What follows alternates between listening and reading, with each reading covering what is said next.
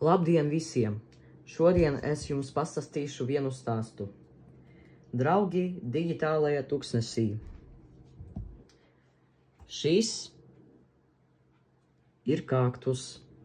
Viņš dzīvo šeit datorā, viens pats savā digitālajā tuksnesī. Katru dienu viņš skatās uz ekrānu un sapņu par draugu. Bet draugi datorā nav tik viegli atrodami līdz šodienai. Šodien ierādās viņš, cilvēciņš no cita loga.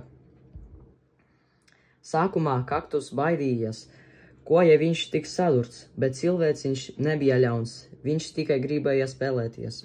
Un tā sākas viņu piedzīvojums, draudzība, kas zīmē no papīra pikseļiem un mazliet iztēles. Kaktus un cilvēciņš kļuva par īstiem draugiem. Viņi gāja cauri mapēm, cīnījās ar reklāmām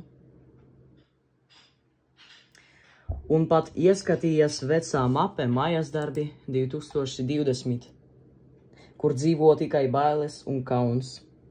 Kādā brīdī cilvēciņš mēģināja saglabāt viņu draudzību kā failu, bet nejauši izdzēsa kaktusu.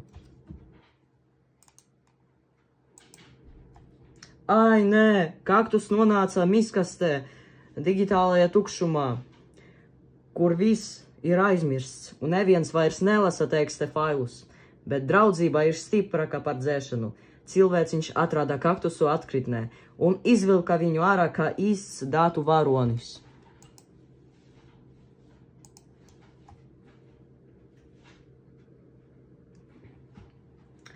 Tagad viņi dzīvo kopā mapē ar nosaukumu draudzība.txt, un šo failu nevar izdzēst, pat ja ļoti gribēs, jo īsta draudzība tā paliek gan uz papīra, gan uz ekrāna.